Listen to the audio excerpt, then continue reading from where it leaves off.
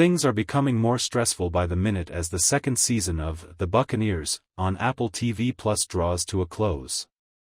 Things finally become so serious after a season of shattered hearts and covert affairs that all negative emotions are put aside in order to cooperate for the sake of everyone.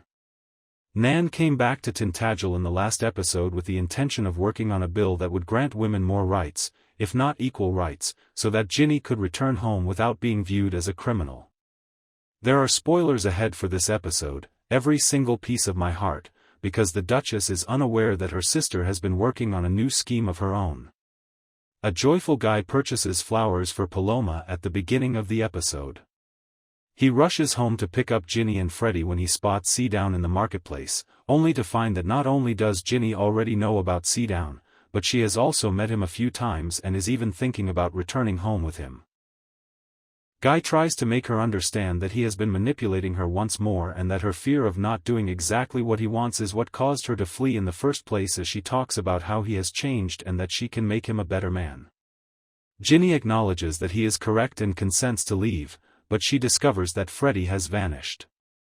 Guy and Jinny return to London, where all the girls are waiting for them, since Seadown is the only person who could have kidnapped baby Freddie. Richard and Theo have already begun searching for Seadown's hiding place, but they haven't found him yet. Meanwhile, Nan organizes a meeting with an accomplished journalist in the hopes of shifting the narrative in Jinny's favor. According to the documents, she fled with Seadown's child and was described as a disturbed woman. Given that the law is already against her, it is obvious that she will be imprisoned if discovered. After giving Jinny a chance to explain her side of the story during the interview, the newspaper's headline the next morning disparages Seadown and portrays Jinny as the mother who only wants her son and to be free of her violent husband. The women are unaware that Seadown has also read the paper. Since he is hiding in his aunt's home, he doesn't have to worry about anyone finding him there because the woman is already a little known in society. His mother is the only one aware that he is present with the child, and she appears to bolster his argument that his wife has no right to go with his child and that he should be free to do anything he wants with her. It is also verified that Lizzie did not marry Hector after all, in the midst of Jinny's mess.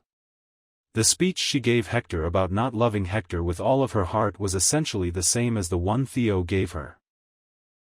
However, since it seems that many are still inquiring about Lizzie's health, this was not the official narrative that was shared with the rest of the population. Hector has also become. Theo embraces Guy with open arms, and the two men make amends. Given that he is currently seeing someone else, it appears that Theo has come to terms with Nan's love for Guy. The old friends discuss what went wrong, and while Theo acknowledges that he and Nan share some of the blame, he also praises Guy for giving up everything to keep Jinny safe and for treating Freddie like his own kid. In the meantime, Lizzie and Theo have a brief chat in which she laments that everyone is pitying her because the wedding was cancelled, and he describes how painful it is to be close to her but unable to be with her. Nan and Guy are in a similar predicament. She is pleased that Guy is back, but her top priorities are getting her son Jinny back and being permanently out of Seadown. She expresses gratitude to him for taking Jinny home and supporting her during this entire period. But the specter of their previous exchange also looms over them, and finally Guy apologizes to her for his offensive remarks and for making her feel bad for helping her sister instead of fleeing with him. Nan acknowledges this and promises to fight for him in the same way that she is fighting for Jinny. With pleasure, he consents to fight for her as well. Nan learns from Hector that a powerful parliamentarian will be attending the opera that night. Although he acknowledges that it wouldn't be so simple, even with the lawmaker on board, he urges her to go there and convince him to expedite the measure for women's rights.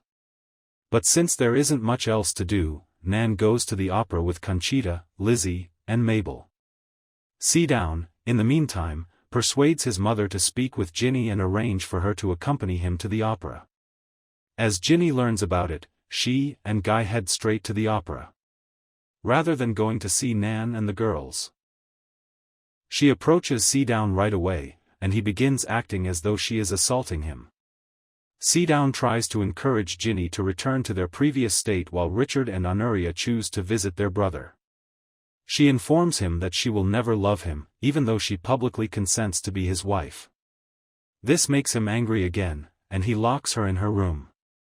Seadown is both pleased and surprised to see Richard and Honoria when they get to the house. The two behave as casually as they can, and Honoria locates Freddie and sneaks off with him while Richard talks to him. Richard tries to calm Seadown down when he learns of it, but he gets upset. Jinny then cries out for assistance. Richard rushes to her as a result.